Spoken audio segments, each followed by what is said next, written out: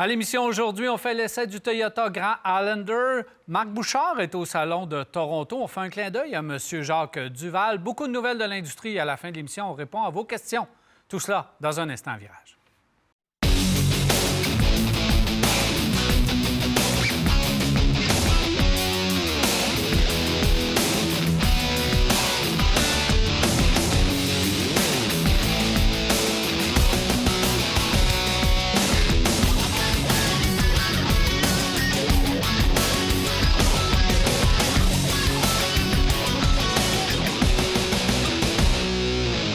Comme vous avez pu voir, on a beaucoup de choses pour vous aujourd'hui à l'émission. À la fin de l'émission, on répond à vos questions 670-9078, poste 230 ou encore virage de télémac.tv ou via notre Facebook.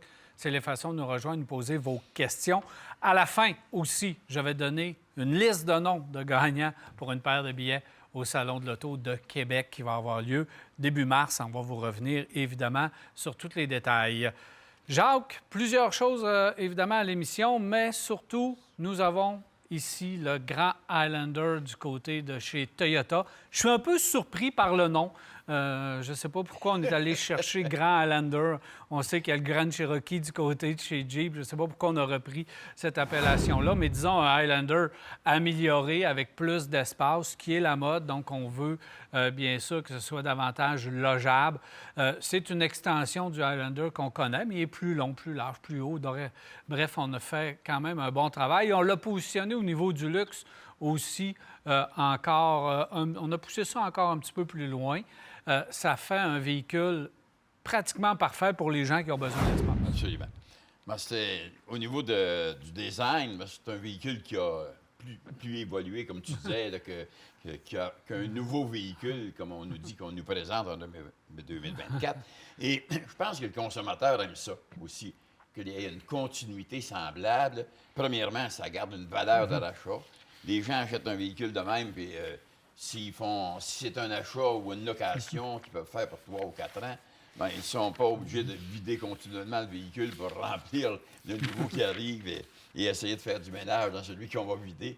Alors, je pense qu'ils ont un véhicule quand même intéressant. Il est fabriqué en Alabama, aux États-Unis. Donc, ils ont quelques véhicules là, qui sont fabriqués là. Ils sont fabriqués aussi pas tellement loin de l'usine de batterie. Alors, on sait que Toyota s'en vient avec un nouveau type de véhicule électrique qui n'est pas loin de là non plus. Ils ne s'éloignent pas trop. Eux autres, ils installent quelque chose, ils dépensent des milliards, mais ils s'étendent pas trop au loin. On s'étend dans des régions qu'on peut s'étendre facilement. Alors ça, c'est intéressant pour 2024. Tu parlais du Grand Highlander. On aurait pu l'appeler tout simplement Highlander 2024. C'est un véhicule qui est propulsé par deux types de moteurs, deux types de motopropulseurs, c'est-à-dire 4 cylindres, 2,4 litres, 265 chevaux, 310 livres pied-couple et une boîte 8 vitesses. Ils ont une bonne boîte, eux autres, qui fait bien paraître le moteur. Ils ont justement les bons engrenages qu'il faut. À la base, c'est une traction avant, mais qui transfère facilement jusqu'à 80 de la traction aux roues arrière. On trouve ça dans plusieurs autres véhicules. Et tout ça est fait dans le but de rendre le véhicule supposément plus économique. Mais quand on arrive avec des véhicules avec le poids qu'il y a là, avec la dimension qu'il y a de frappe de vent, etc., ben c'est porté à consommer quand même davantage. Alors, le Highlander hybride, ben lui, il a un moteur qui fait aussi 4,5 litres, mais 262 chevaux. Il annonce un peu moins de chevaux que sur l'autre. Je ne sais pas s'il a enlevé les 3 chevaux là, qui sont restés au repos. Alors ça, c'est intéressant, mais avec un couple pour le X-Max qui est beaucoup plus élevé, qui a 400 livres pied. Couple Alors, si quelqu'un a besoin d'attacher une remorque en arrière et qui veut faire du chemin, c'est un véhicule pour famille recomposée, pour famille beaucoup d'enfants ou 2 enfants, une couple de chiens, puis planche à neige, planche à voile, beaucoup de stock. C'est bon, c'est vraiment fabriqué pour les gens qui font du plein air, pas un véhicule pour aller jouer, par exemple, dans les routes extrêmement accidentées, aller au loin où c'est difficile de grimper, si on veut. Alors qu'on aurait ça, par exemple, dans le fameux X-Max qui a une traction, elle, comme intégrale, mais qui fait que tu peux avoir seulement qu'une roue qui touche à terre. On avait vu ça, par exemple, dans les Subaru Outback. Tu as une roue qui touche à terre, puis là, tu es délicat avec, ou hop, tu viens à bout de grimper sur l'autre offre. Mais il ne faut pas que tu aies une rouillotte accrochée derrière, puis tu aies tous les bagages dans le coffre dans ce véhicule. C'est assez compliqué parce qu'il faut faire ses devoirs là, pour aller chercher, là, acheter un Grand Highlander parce qu'il y a 3 motorisations différentes. Donc, 2.4, 2.5, puis tu as un 2.4 Max qui, lui, tu peux tracter là, jusqu'à 5000 livres et que lui vient, étrangement, avec une transmission à 6 vitesses. Tandis que le modèle de base, avec le 2.4, vient avec une 8 vitesses. Puis le modèle hybride, tu as aussi avec une transmission CVT, mais la ICVT. Système de traction intégrale qui est différent quand tu as le modèle hybride, puis qui est aussi différent quand tu as le Max. Donc, il y a quand même plusieurs choses à faire au niveau. Et tu as plein de versions différentes, dont le Platinum, qui vient seulement avec la version hybride Max, la plus puissante et la plus performante. Et pour moi, le modèle qu'on a ici, version hybride régulière, que tu peux faire pratiquement du 7, pas l'hiver, mais l'été, quand il fait beau, un petit peu le vent dans le dos, tu peux aller jusqu'à 7 litres au 100 pour un véhicule de cette dimension-là. C'est quand même incroyable. L'insonorisation, le confort de roulement, l'aménagement et les versions Highlander, Grand Highlander, quand je mets tout ça ensemble, pour moi, le Highlander est le meilleur véhicule chez Toyota. Actuellement, je croirais, et à un prix qui m'a surpris. Un prix qui m'a surpris, à part que si on va dans l'extravagant. Parce que le prix, bien, ça va être le consommateur qui va le décider passablement. Parce que ça part vers 55 000 $. Le véhicule qu'on a ici en studio, qui est 63 253 $, moi, je trouve que c'est raisonnable pour la dimension du véhicule et qu'est-ce que tu as ton besoin. Et encore une fois, la valeur de rachat sera là. Le plaisir de conduire va quand même être bon. Et tu vas pouvoir embarquer du monde dedans et te promener. Dans mon analyse, de dire que c'est le meilleur véhicule chez Toyota présentement, c'est le plus complet. Ils ont une gamme incroyable. C'est sûr qu'il faut avoir besoin d'un véhicule de cette dimension-là, mais la fiabilité, lorsqu'on calcule dans tout ça, dans nos critères d'achat, fiabilité, valeur de revente, coût d'entretien, bien, le Highlander, il est au haut du pavé pour ces véhicules-là. Par contre, la concurrence est féroce. Là, du côté de chez Toyota, par exemple, attachez-vous, là, il faut se battre contre les Kia Telluride, Palisade et autres types de véhicules de cette catégorie-là. Yukon, donc, les Acadia, Yukon et toute la famille. Pas les Yukon, mais disons Traverse et Acadia du côté de chez GM qui viennent d'être revampés. L'avantage pour eux autres, c'est qu'on ne pense pas souvent aux autres. Les GM, on les essaye pas. Fait que ça... Ils n'en ont pas eu longtemps. Ils n'en ont pas longtemps, on les essaie pas.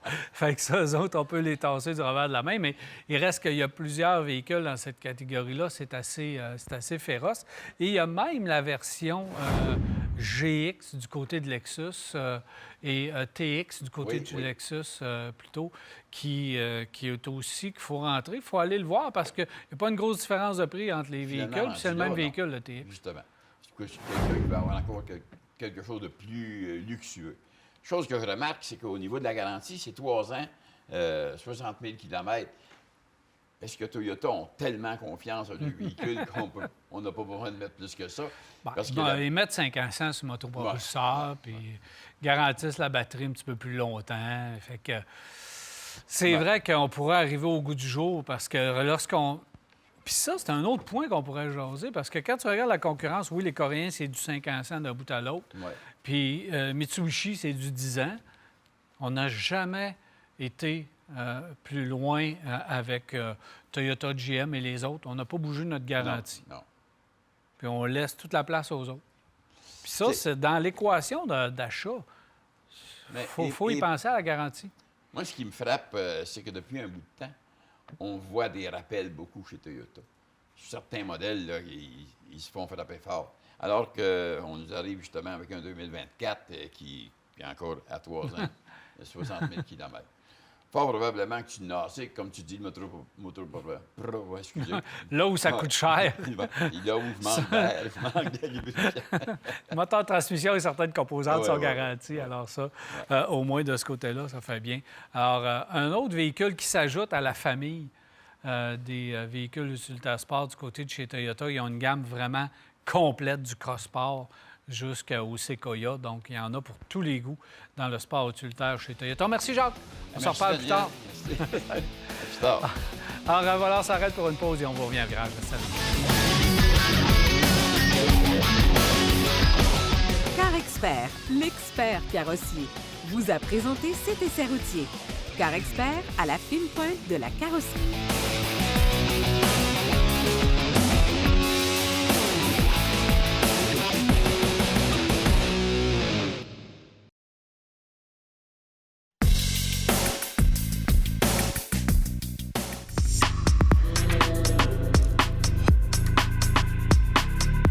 Alors oui, je suis en direct du Salon de l'Auto de Toronto où on est venu visiter ce salon-là, le plus grand salon canadien.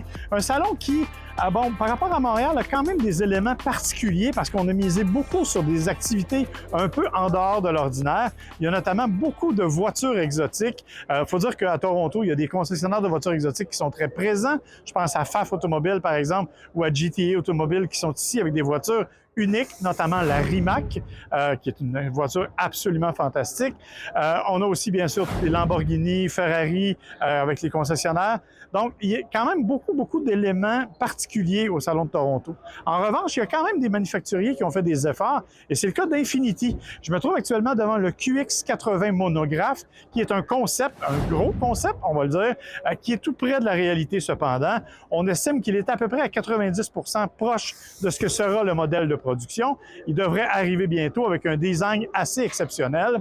Il y a aussi du côté d'Infiniti la QE Vision, une berline électrique superbe, absolument fantastique, et qui, elle, serait aussi à 80% de presque près de la production. Donc, ça nous donne une bonne idée de ce qui s'en vient du côté de chez Infiniti.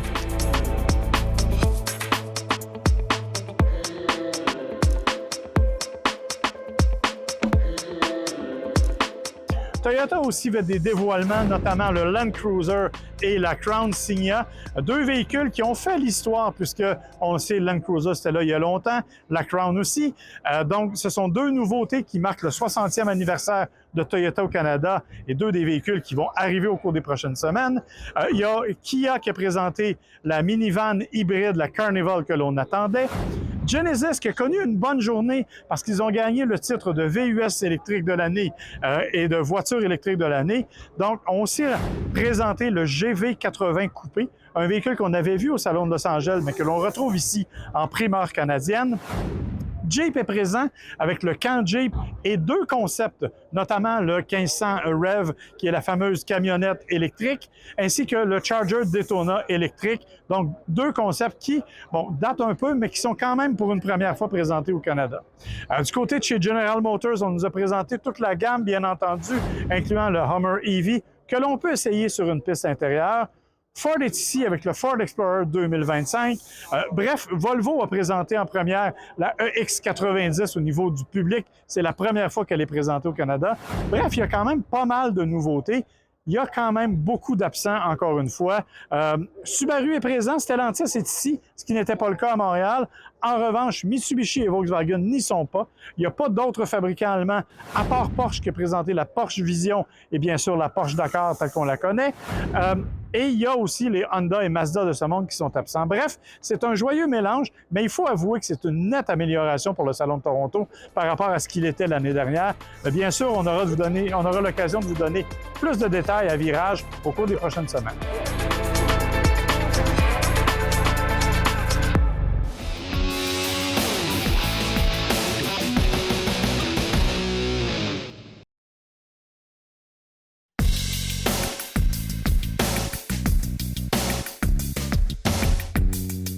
Nous sommes de retour à Virage. Il y a 2 semaines, M. Jacques Duval est décédé. Personnalité très importante dans l'industrie automobile puisqu'il a créé le métier que je fais actuellement. Et j'ai eu la chance de le recevoir, lui et Jacques Bienvenu, sur une piste de course, un fait unique dans l'industrie automobile, probablement une de ses dernières grandes entrevues qu'il nous a accordées. Et cette émission, on va vous la diffuser en entier à partir du 26 février. Alors, c'est à ne pas manquer. C'est une édition spéciale de Virage hors série. Ça dure 30 minutes et on peut écouter à l'instant un extrait. Messieurs, vos carrières ont été parallèles presque tout le temps. Oui. Parce que vous avez été rivaux en course auto. C'est comme ça, que vous êtes connus. Je pense qu'on peut dire qu'on a fait nos carrières à bord de voitures Porsche en général, le plus souvent. Moi, j'ai conduit autre chose, mais c'est pas important. Surtout les Porsche ont pris la vedette. Et Jacques a fait la même chose. Alors, évidemment, avec la même voiture, les gens avaient bien des commentaires à passer sur nos aptitudes de pilote. Ah oui? Et c'était pas mal de fun. Et puis, Mais je pense que la course automobile nous a permis, avec les années, de se connaître mieux, de se rapprocher et d'en arriver un jour à faire un métier semblable. Bien, c'est ça, c'est que la vie ne vous a pas lâché après la course automobile. Ben non, moi, j'étais journaliste automobile. Ben, c'est ça, Voilà, journaliste moi, j'étais automobile. Ben oui, Mécanicien. parce que vous avez continué à vous côtoyer en tant que journaliste automobile par Tout après. à fait. On faisait des voyages ensemble un peu partout. On a voyagé au Japon, on a voyagé en France, en Europe, partout. Une fois, on est allé visiter un musée à Mulhouse. Et puis, il nous avait donné des petits laissez-passer pour rentrer dans l'endroit en question. Et le gardien qui prenait les tickets, il prend le ticket de Jacques Rainville en premier, qui était un gars de Québec. Ben oui. Jacques Rainville. Le deuxième, c'est moi, Jacques Duval. Lui, il passe, il donne son ticket, Jacques Bienvenu. Et le Français de dire « Mais dites donc, vous n'avez pas d'imagination au Québec, tout le monde s'appelle Jacques. » Et lui de répondre « Oui, c'est pour ça qu'on met un S à la fin. » Il dit, on peut pas en avoir d'imagination, on a été découvert par un gars qui s'appelle Jacques Cartier. Et cette joke-là a fait tout le milieu de la course automobile et du journalisme pendant très longtemps. Ouais. Une chose qui est intéressante aussi dans ce qui est arrivé, dans mon cas, Jacques, c'est que pour moi, c'était tracé. Jacques a été le gars qui a tracé le chemin dans ce métier-là. Et aujourd'hui, on est je ne sais pas combien qui font ce travail-là. Une trentaine. Et tout le monde rentre tout dans le même sillon. C'est que tout le monde, ils vont suite à ce que c'est que Jacques avait fait. On a, bien entendu, l'électronique est arrivée, il y a toutes sortes de choses qui s'est ajoutées, mais ça fait toute partie de ce même travail qui avait été Alex, ce qui se passe aujourd'hui, là, c'est pas comme aujourd'hui. Ben non, je peux dire qu'on a vécu, nous, la belle époque de la course automobile parce que tu pouvais, comme amateur, avec un budget raisonnable, faire de la course. Ça coûtait encore pas mal plus cher que d'autres sports, mais il reste que maintenant, c'est devenu inaccessible, complètement inaccessible, parce que les coûts sont faramineux. Alors, c'est pour ça que moi, je dis, on a connu la belle époque, on en parle, on a du fun, on rigole, on regarde nos trophées, on regarde des photos. J'en découvre toutes les semaines, je découvre quelque chose de nouveau. Et puis, c'est bien plaisant. Et on garde des amitiés aussi qui se terminent jamais. Là. Ben oui, ça a commencé avec la course, le journalisme. Et on oublie que vous avez fait aussi, probablement dans les premières émissions d'automobile. Oui, la première également. émission qui s'appelait « Prenez le volant » à l'affiche de Radio-Canada en 1966. Ça a duré 8 ans. Et ça a été le tremplin pour moi. C'est ce qui m'a permis de me faire connaître, de devenir une valeur. Et la course automobile, à ce moment-là, donnait de la crédibilité à mes commentaires parce que c'est pas n'importe quel pecno qui peut arriver à la télé puis dire du mal ou du bien de telle et telle voiture sans rien connaître. Alors, le fait que j'avais fait de la course, que j'avais côtoyé le milieu, ça m'a vraiment aidé à me faire un nom puis à me crédibiliser auprès du public. Moi, je me rends compte qu'aujourd'hui, après nombre d'années, que moi, ça fait 37 ans que je travaille dans ce métier-là, j'ai eu la chance de voyager avec Jacques. J'ai eu la chance on a fait beaucoup de chemin ensemble. On a fait le Japon assez souvent pour en venir à parler japonais. On dit Toyota, Honda, Mazda. Il y a un chapitre du Japon qu'on ne pourrait jamais raconter parce que ça ne se dit pas à la télévision. Mais il y a eu des choses mémorables qui se sont passées au travers des ans. Et moi, j'aime ça parler d'amitié. J'aime ça parler de gens en qui je peux avoir confiance et qui restent mon mentor. Ben, c'est vraiment merci agréable. beaucoup. Merci, Jaco. On va le mettre comme ça. Okay. Alors, nous sommes de retour en studio. Jacques, on vient d'écouter, évidemment, l'entrevue, une partie de l'entrevue qu'on va diffuser ici sur nos ondes à partir du 26 février. Tu as côtoyé, M. Duval, évidemment, toute ta carrière parce que la vie vous a réunis, veut pas. Elle vous a réunis dans la course, elle vous a réunis après dans vos carrières de journaliste que M. Duval a créé. Qu'est-ce que ça t'a fait d'apprendre le décès de M. Duval? Ça m'a rendu bien triste. Bien triste parce que c'est quelqu'un que j'ai tellement côtoyé. Côtoyé avant d'arriver au métier de journaliste, mais que j'avais côtoyé aussi à mes tout débuts en course automobile. Ouais. Et moi, j'étais allé voir les courses à Mont-Tremblant il y a quelques mois auparavant parce que j'avais essayé un avion. Et là, j'essayais une voiture de course et je n'étais pas capable de me décider qu'est-ce que je conduirais. Alors, j'ai pris 25 sous, tiré pile ou face, et ça a tombé sur l'achat d'une voiture de course. Alors, c'est bien différent de ce que c'est que je pensais rouler, en tout cas, définitivement. Ça a été une voiture de course. Et je suis arrivé automatiquement dans le milieu de la carrière, si on veut, ou même plus que ça, de Jacques Duval.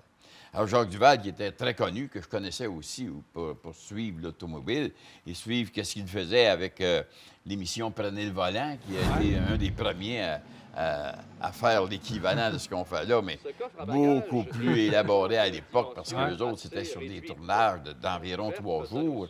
Et c'était ce qu'on a vu à Tremblant. Je ne sais pas s'il y a quelqu'un qui en passera quelque part, mais j'étais en contact souvent, moi, avec, par exemple, André Gariepi et Claude Gariepi, qui étaient à l'époque les caméramans de l'émission. Et André me parlait que quand il était sur le toit de la fameuse Pontiac Station Wagon, attaché là, sur le toit, et que ça roulait. Et les voitures de l'époque, on sait, ils venaient tirer au bout des suspensions, ça n'avait pas de frein, les pneus brûlaient là-dessous, tout ça. André me dit, sur le toit, là, lui, à chaque fois, il savait jamais s'il commençait. Il allait sortir vivant de dedans. Jamais. Alors, André était là, puis il dit, une fois, on avait une crevaison sur la fameuse Pontiac Station Wagon. Il dit, on avait une crevaison, puis là, on dérapait, puis il fallait arrêter. Puis il dit, on avait Duval qui nous dépassait. Puis là, j'essayais de le tenir. Ça avait été un moment qui se rappelle énormément de ça. Alors, les frères Gariepi, qui ont travaillé justement beaucoup au niveau télévision, etc., qui ont voyagé avec nous aussi, autant aux États-Unis que dans d'autres pays, ont beaucoup à raconter. Alors moi j'arrivais dans tout ça et... j'avais vu courir Duval. J'avais un Volkswagen Beetle avec un moteur Porsche. Je me disais, je suis équipé. 36 voitures au départ sur la grille de départ. Je finis beau dernier. Avec ça, j'ai compris que je n'irais pas loin avec une voiture comme ça qui avait juste du moteur, mais pas de suspension. Je ne connaissais pas comment calibrer, jouer avec des suspensions à l'époque. Là, j'avais ma voiture de promenade qui était à l'époque une Shelby 500. Je me disais, ça, au moins, ça roule. On a mis ça sur la traque pour faire un essai. Oublie ça, j'ai dit, ça va rester au départ. Alors, on est arrivé à la fin de la saison, puis Jacques Duval me dit, ma voiture est avant. Mais moi, je le voyais toujours partir en avant, puis qualifier, puis ça finissait les courses, puis il y avait du rendement autour de ça, puis il y avait de la belle compétition qui venait de la Nouvelle-Écosse et qui venait de l'Ontario beaucoup. Alors, je me suis dit, ça va être la voiture à acheter, puis avec tout mon talent. Mon talent. Et il va être deuxième, lui, certain. Et je peux vous dire que c'est pas ça qui s'est passé. Quand tu penses que tu connais quelque chose, puis que tu réalises que tu comprends rien, que tu connais rien, ça a été difficile pour mon orgueil. Mais Jacques était là autour pour quand même m'aider.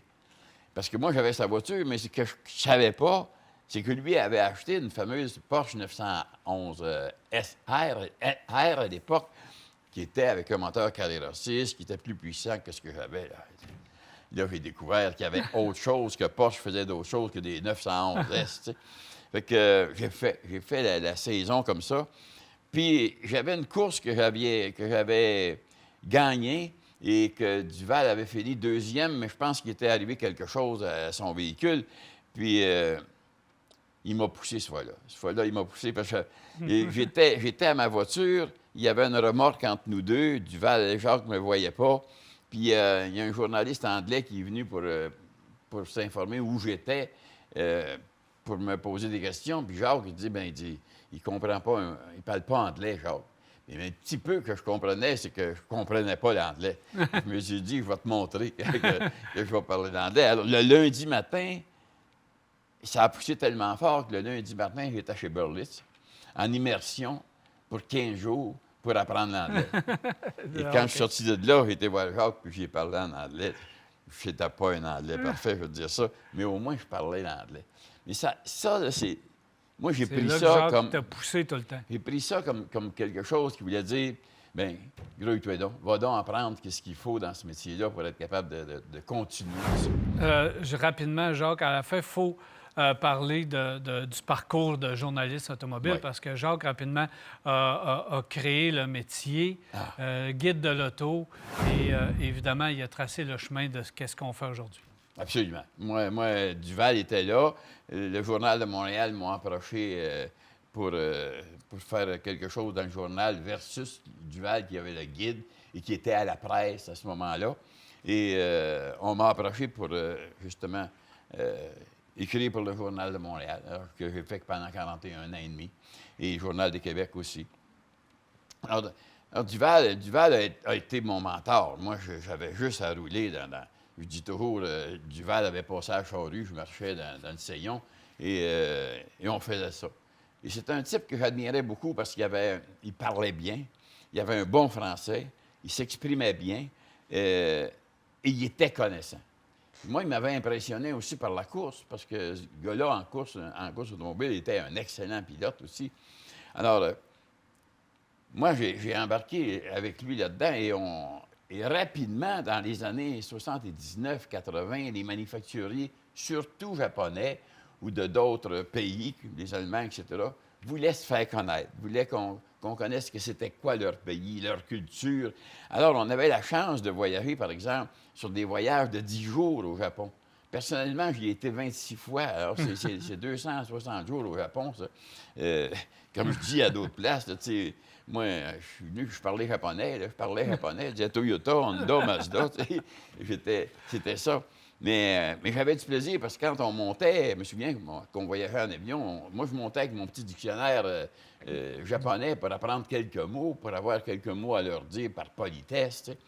J'ai appris ça, ces mots-là, cette politesse-là, parce que Jacques avait cette façon de se présenter devant les grands dirigeants. Parce que là, on ne travaillait pas avec les concessionnaires, on travaillait avec les manufacturiers qui dirigent le monde dans l'automobile. Alors, on était proche de ces gens-là et on a fait des voyages mémorables à visiter des lieux que pas beaucoup Puis de tu gens as pu le vont voir. découvrir en tant qu'être humain aussi également. Moi, je l'ai connu beaucoup. Je me souviens d'un voyage de Prague en Tchécoslovaquie pour Saab. De Prague, on voyageait jusqu'à Paris. Et c'était une période qui était sombre, une période comme ça m'est arrivé ou comme ça arrive à bien du monde. Une période sombre dans ma vie. Jacques allait pas bien. Il y a quelque chose qui se passait dans son entourage qui faisait que ça allait pas bien. Puis moi j'essayais de le consoler du mieux que je pouvais. J'essayais de comprendre ce qui lui arrivait. Puis Jacques pleurait sur mon épaule complètement. Là, tu sais. C'était un moment où ça me dérangeait de voir un ami qui vivait des choses semblables et Jacques n'avait pas personne pour m'en parler. Avec moi, il pouvait s'ouvrir complètement parce qu'il savait que c'était ça ou la tombe. Moi, je le respectais beaucoup. Je croyais beaucoup en lui. Et il m'avait raconté des choses que je ne raconterai jamais à personne. Tu sais. Puis je me souviens qu'on était arrivé aux Galeries Lafayette à Paris. Puis c'était une galerie c'est des escaliers mobiles qui montent, je ne sais pas, sur 3 étages, quelque chose du genre. Et en arrivant en haut de l'escalier, il y a 2 Québécois qui sont là pour dire « Monsieur Duval, qu'on est fiers de vous rencontrer aux Galeries Lafayette. » S'il y a quelqu'un que Jacques ne voulait pas voir cette journée-là, c'était 2 Québécois, ça fait Oui. certain.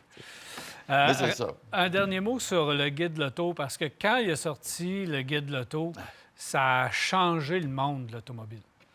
Ça se faisait pas nulle part. Tu sais. Jacques a sorti ça et ça a éclaté. Tout le monde a voulu, tous les amateurs de voitures, là, qui avaient 12, 13, 14 ans ou même pas, on voulait avoir ce livre-là. C'était la Bible de l'automobile. Et ça a été... Le guide de l'auto a été toujours le plus gros vendeur de livres à chaque année. C'était toujours des records de livres année après année.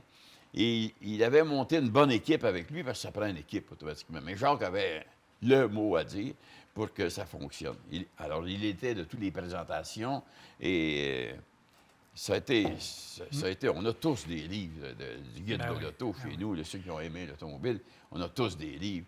Et ce livre-là, bien, j'ai eu la chance les dernières années d'être collaborateur au guide et j'ai laissé par rapport à la maladie.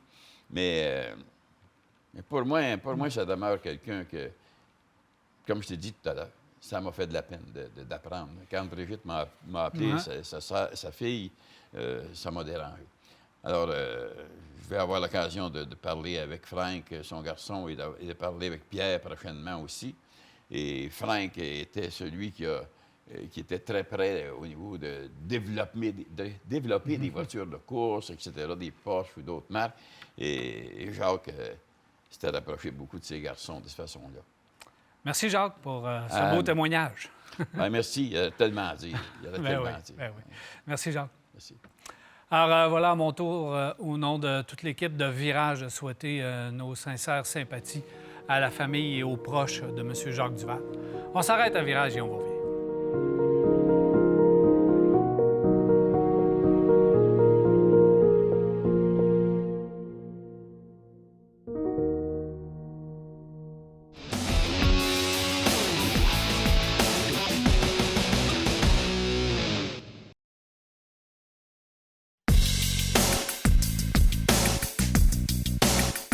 Voilà de retour, c'est le temps des nouvelles de l'industrie avec Maxime Dubois. Salut Max. Salut bien Daniel. Ça va bien? Très bien, merci. Alors Maxime, on a plusieurs nouvelles de l'industrie. On va commencer tout de suite avec Kia. Oui. On poursuit dans la mini-fourgonnette. Absolument. Écoute, Kia a profité du salon de l'auto de Chicago pour dévoiler le dernier modèle qui n'avait pas encore subi de rafraîchissement. En fait, c'est le dernier de la ligne. C'est le Carnival, donc la mini-fourgonnette. La fourgonnette, le fourgon, appelez-le comme vous voulez, la vanne. Il y a tellement de synonymes pour ce type de véhicule-là. Toujours un peu boudé, je ne sais pas pourquoi. C'est là, quand boudé, tu parles mais... de véhicule utilitaire, et voilà. C'est vraiment un véhicule utilitaire fait pour la famille. C'est un vrai SUV. On dira ce qu'on voudra, il n'y a rien de plus pratique Ben que non. ça. Voilà, c'est dit. Mais c'est pas sexy. Bien, on essaye du moins, avec beaucoup de rafraîchissement pour 2025, juste au niveau de l'extérieur. Alors, on va commencer un beau facelift, une belle mise à niveau pour la face avant, les nouveaux phares. On va reconnaître un peu l'image aussi, la signature qu'on peut reconnaître, entre autres, avec Sorento et tout. Donc, une nouvelle calandre aussi qui a été révisée. On ressemble pas mal plus aux autres véhicules de la marque. Nouveau feu arrière aussi, si on regarde du côté, donc un petit peu plus rectiligne. On va plus chercher dans le Telluride un peu, donc il y a un air de famille, disons. Des nouvelles jantes aussi, des nouvelles peintures également. Et au niveau de la technologie, c'est là que ça commence à être encore plus intéressant. Un tableau de bord entièrement révisé. Ça, on nous dit que ça sera beaucoup plus facile aussi, en plus plus rapide pour recevoir les fameuses mises à jour via Internet. Alors, beaucoup plus efficace, beaucoup plus rapide. Un cockpit qui, encore une fois, déjà Kia mettait la barre haute, juste les places arrière. On a un confort presque... de limousine. Aérien. Ben oui. On se croirait en avion, presque.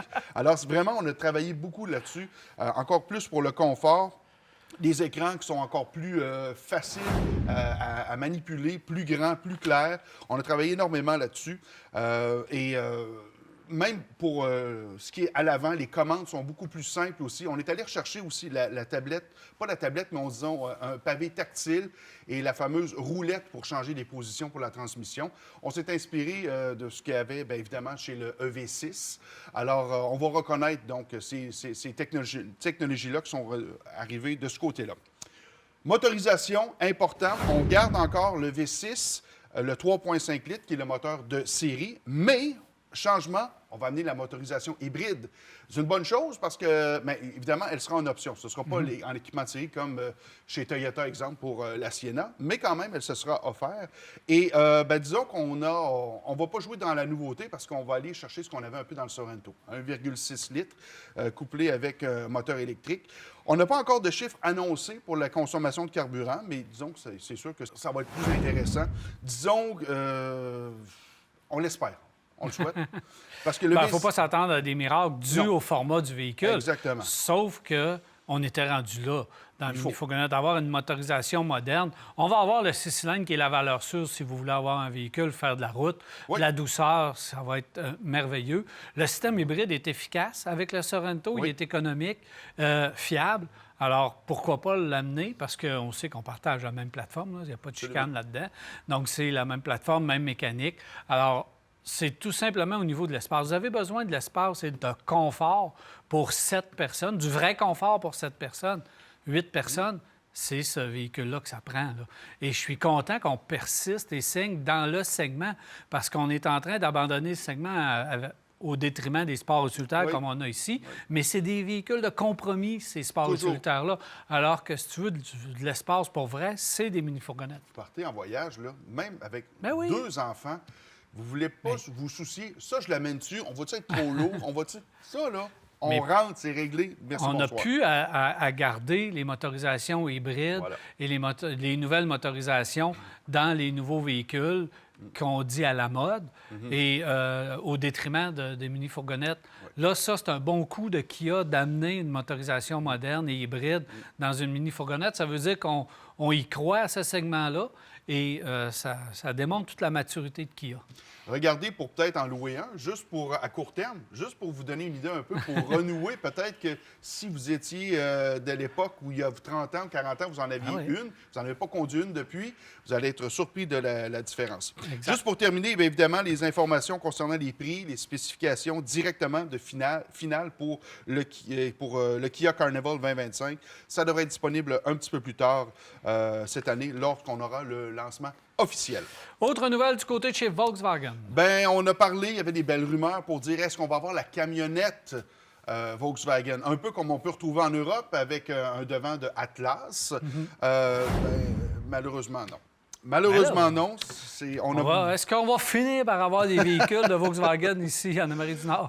On le souhaite, on le souhaite. Je pense que oui, on va l'avoir, mais peut-être pas sous l'appellation Volkswagen, parce que tu sais qu'ils sont derrière le projet Scout. Alors, pour faire revivre cette défunte marque qui était de 60 à 80, alors on est en train d'assembler l'usine. On va dire assembler l'usine qui sera ouverte à la fin 2026. Et on travaille évidemment sur les prototypes, qui sera une motorisation Volkswagen. On a bien hâte de savoir. Mais écoute, si ça peut te plaire, on nous prévoit 25 nouveaux véhicules électriques chez Vaux, chez nous, ici, d'ici 2030. 25. 25 d'ici, c'est ce qu'on nous a promis. Donc, on va tripler ou à peu près, je dirais, la gamme actuelle de véhicules. On va voir. Écoute, j'ai hâte de voir ce qu'ils vont nous proposer. Ça, quand je vais le voir, je vais le croire. Mais là, à date, je ne le crois pas. Je ne sais pas quoi dire avec ça. On est inondé de promesses. Puis Scout, c'est des véhicules hors route, c'est des Jeeps. C'est pas la même chose. Ça fait que là, on veut arriver avec quoi? On va dénaturer le nom? On va arriver avec des véhicules? Moi, j'aurais aimé qu'il nous arrive avec une petite camionnette, un format un peu plus petit, qui aurait fait différence d'avoir juste un peu plus petit qu'exemple que le Lightning, bon, le Silverado EV qu'on va avoir éventuellement aussi. Mais j'aurais aimé ça qui arrive avec un format. Mais au moins, on n'en fera pas, on n'en fera pas. Ce qu'on va faire, c'est de l'électrique 100 %, mais avec Scout. Et voilà. Ben, coudonc. Parlant d'électrique, on sait... Je suis jeté à terre. Tu me jettes à terre aujourd'hui, là. On connaît maintenant, du moins, on pense connaître ce qui va remplacer le Stinger. Donc, le fameux Stinger chez Kia. Un autre code qui s'appelle GT1. Probablement que ce sera le EV8. On ne peut pas le confirmer, ça risque d'être ça. Une plateforme, donc, qui va arriver, qui sera utilisée à toutes les sauces. Premier vrai véhicule avec cette nouvelle plateforme-là sera le Genesis GV90 en 2025. Mais quand on aura on va l'appeler le EV8, parce que ça risque d'être ça, on devrait nous prévoir des motorisations 215 à 429 chevaux, mais même une version à 603 chevaux. Alors, très intéressant, parce que là, ce qui est le plus puissant chez Kia, c'est encore le EV6 GT avec un 577 chevaux. Alors, à 603, ça commence à être assez enthousiaste et intéressant pour le pied droit. Mais la nouvelle, c'est qu'une berline 100% électrique de performance arrive du côté de chez Kia. Puis ça va concurrencer là, la i4 et i5 chez BMW. Oui. On s'en va directement dans cette catégorie-là. C'était pas un mauvais produit non plus, le Stinger. Il y avait un marché intéressant pour la berline un peu plus grande, un peu plus luxueuse. Une petite affaire trop chère. Une petite affaire trop chère. Ceux qui voulaient l'avoir, ceux qui voulaient acheter cette... Parce que c'est un véhicule presque parfait, là, le Stinger. Là. Mais une petite affaire trop chère pour les jeunes qui auraient aimé s'acheter ce véhicule-là. On peut l'acheter du côté de l'occasion. Ça sera moins cher. C'est ça qu'on va Et faire. pas tellement moins cher. Bon, tu connais les aquapelles et les traitements de pare-brise. Oui, Là, très on va pratique. mettre... Exactement. Ce qu'on va faire, c'est qu'on va mettre de la technologie, on va mettre de l'électrique là-dedans. On va changer la façon, donc, comme une espèce d'enduit, comme le nano-céramique qu'on peut faire. Alors, ce qu'on va faire, cette technologie-là va rendre les pare-brises beaucoup plus clairs pour empêcher que la saleté va coller dessus. On nous prévoit donc une protection qui peut... résister pendant jusqu'à 1 an. C'est High-Tech qui a fait ça. C'est un produit canadien. C'est quoi, c'est une pellicule? Si c'est électrique, c'est branché à quelque chose? J'ai pas de détails. Non? J'ai hâte de savoir. J'ai juste su ça. On colle une pellicule? Puis, c'est pas un produit? Vous pourrez faire un petit tour sur le site Internet. C'est assez particulier. Il y a des tests aussi qu'on est capable de voir. Ça roule et il n'y a aucune adhérence. On dirait que c'est un pare-brise Stéphane, qu'on pourrait dire. Rapidement, tu me parles du Salon de l'Auto. Absolument, on sera encore là, donc CA, pour les essais routiers. Le salon est du 5 au 10 mars au Centre de Foire. Un beau parcours de 5,1 km. Ça fait déjà plus de 10 ans qu'on fait ça. Mais une belle brochette de véhicules. Juste chez Mercedes, EQS Sedan, EQE Sedan, EQE VUS. La Fiat électrique sera là. Hyundai Ioniq 5, 6, Kona EV est là aussi. Kia EV6, EV9. Très intéressant. D'ailleurs, je pense que tu l'auras à l'essai prochainement. Le Nissan Ariya, Alfa Romeo, Tonale, ça va être intéressant. Le Cadillac Lyriq, Genesis, GV60, 70, G80, Lexus, Toyota, Ford, Volvo, alléluia. Plein de beaux véhicules. On invite les gens à aller vous voir Certainement. au KIA pour en faire l'essai des différents véhicules. Et Maxime vient de voler le punch la semaine prochaine à l'émission, le Kia EV9. Merci, Max. Salut. Voilà, on revient à Virage. Ce segment d'émission vous a été présenté par les Centres d'inspection technique CAA Québec.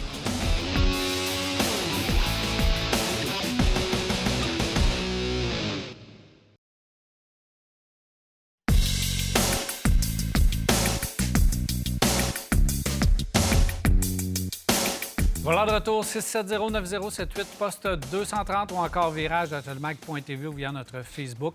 C'est toujours le temps de nous poser vos questions, nous demander des billets du Salon de l'Auto de Québec. La semaine prochaine, on va encore donner une longue liste de gagnants pour une paire de billets. Et j'en donne une immédiatement. Alors, Mme Suzanne Carrier, Mme Isabelle Robitaille gagne une paire de billets. M. Gaston Larin, Jean Tanguay, Lorraine Boivin, Jean Ouellette, Elena Aubin, Denis Germain, André Godbout. Merci de demander des billets. Merci d'écouter l'émission, évidemment. Et tout de suite, avant de l'oublier, je vous rappelle, émission spéciale Virage hors série avec M. Bienvenu et Duval à compter du 26 février sur les ondes de Télémag. Alors, Jacques, on a plusieurs questions. On y va immédiatement. Kona électrique versus essence. Est-ce que les coûts de production sont vraiment plus chers pour un véhicule un véhicule électrique? Parce qu'une batterie et un moteur, dans mon livre à moi, ça coûte le même prix. Alors, est-ce qu'on n'essaye pas de nous en passer une petite vite pour ce qui est d'augmenter les coûts des véhicules électriques? Puis c'est pas fou comme question. C'est pas fou parce que dans cette dimension de voiture-là, bon, c'est pas vraiment des grosses voitures qui sont... C'est tout ce qui tourne autour qui coûte de quoi, là? Les plateformes, etc., et toutes les composantes électriques qu'il y a là-dedans qui ont coûté une fortune et qui étaient qu'on a vu pendant la pandémie qui était impossible d'avoir tellement c'était rare. Alors, bien entendu, ils vont rester proches de ces prix-là, un ou l'autre. Mais moi, j'ai besoin d'acheter une voiture. Ben là, aujourd'hui, on achète quoi? T'sais, on achète un électrique ou un essence? Il faut évaluer nos besoins. Là. Mais au niveau des coûts, moi, je pense qu'aujourd'hui, étant donné qu'on doit on doit absorber la recherche pour le développement des batteries, qu'on met ça dans le prix. Mais le prix simple de la batterie versus un moteur, je suis persuadé qu'à l'unité, si on ne met pas les coûts de recherche et de développement, la batterie coûte beaucoup moins cher qu'un moteur. Absolument. Et qu'à long terme, quand cette fameuse recherche et développement-là va être absorbée par les fabricants, je pense que ça va être moins cher, une voiture électrique, que ça peut l'être, une voiture à essence aujourd'hui, mais dans plusieurs années. Ouais. Parce que les coûts vont baisser énormément. Parce que quand tu parles de marquis de Mustang qui perdent 30 000 sur chaque véhicule, c'est pas vrai qu'il faut que ça coûte ça tout le temps, parce qu'ils vont mourir. Ils vont mourir. Les frais de développement, les batteries, je pense que ça va diminuer énormément. Justement, en parlant de frais, véhicules turbo, parce qu'aujourd'hui, de plus en plus, c'est des véhicules avec des petits moteurs turbo. Est-ce que c'est plus fiable qu'avant? La réponse est oui. Et est-ce qu'on peut faire autant de kilométrage, donc faire du haut kilométrage sans remplacer le turbo? Donc oui, c'est plus fiable et oui, on peut faire du haut kilométrage sans remplacer le turbo, mais il faut faire les changements d'huile et les entretiens régulièrement. Oui, et on se souvient que les premiers moteurs turbo, il y avait beaucoup de problèmes parce qu'il n'y avait pas justement autant d'huile qui refroidissait le turbo. Il y avait le problème aussi que les gens roulaient avec ça, avec un moteur turbo, puis là, on se disait c'est aussi puissant qu'un V8, puis on brosse à ça. Et quand on arrêtait le moteur, on l'arrêtait là, et le turbo arrêtait de tourner là. Il y avait l'huile qu'il y avait là, à ce niveau-là. Il cuisait là, le turbo. Ouais. Alors aujourd'hui, on a des systèmes, on a développé des systèmes qui ont des refroidisseurs plus puissants. Et on a aussi un système qui fait que le turbo continue à tourner et à se refroidir automatiquement. Alors, on maîtrise bien les turbos maintenant. Aujourd'hui, sur les petites cylindrées, il est progressif, donc on fait un beau travail. C'est-tu parfait? Non, c'est pas parfait. Du très haut kilométrage, oui, à un moment donné, vous allez avoir à le remplacer. Très, très haut kilométrage, quand on prend le 200 000 km et plus sur plusieurs marques, on va avoir à les remplacer. C'est le carbone ou ces choses-là. Mais ils sont de mieux en mieux situés aussi pour ce qui est de l'entretien. Justement. Ils sont plus faciles à remplacer. Frédéric, il demande pourquoi Dodge et GM n'ont pas suivi Ford avec l'aluminium sur leurs camionnettes. Habituellement, chaque fabricant se copie, un et l'autre. Oui. Et là, on n'a pas suivi. Bien, c'est curieux parce que les grandes compagnies, les Hydro-Québec de ce monde et autres ont acheté beaucoup de Ford. Parce que Ford fabriquait beaucoup de ces véhicules-là. Et on a décidé d'avoir des boîtes en aluminium pour la durabilité. Mais au niveau, il avait oublié la colle pour faire tenir la peinture dans le bas des véhicules. Alors, c'est vrai que GM et Dodge ont manqué à ce niveau-là. Mais ils s'en viennent actuellement avec des véhicules pas mal intéressants, je pense. Bien, ils sont intéressants, sont résistants contre la rouille, mais je pense que là, on entre dans la fenêtre où Ford va être gagnant. Parce que des véhicules 2015 et plus, là, ça commence à avoir tout près de 10 ans. Et là, les véhicules de 10 ans chez Chrysler, chez Ford, on va voir c'est quoi la résistance contre la rouille. Et là, tu risques d'avoir dans quelques années des Ford qui ont quand même du haut kilométrage puis qui ne sont pas rouillés parce qu'eux autres ont été avec l'aluminium. Alors, j'ai hâte de voir dans quelques années qui seront les grands gagnants. Mais une des raisons à court terme, c'est probablement les coûts de production qui sont élevés. Et Ford a misé là-dessus. À date, ça ne les démarque pas tant que ça au niveau des ventes. Le F-150 demeure encore un des meilleurs au monde, mais... Bon, j'ai hâte de voir ce que ça va donner à très long terme. On répond à plus de questions la semaine prochaine, c'est déjà tout. Merci, Jacques. Bien, grand plaisir. On se reparle la semaine prochaine. À la prochaine. Merci. Merci tout le monde. Alors voilà, c'est déjà tout pour Virage. J'espère que vous avez apprécié. On se reparle la semaine prochaine, mardi soir, 21h30, pour un autre Virage.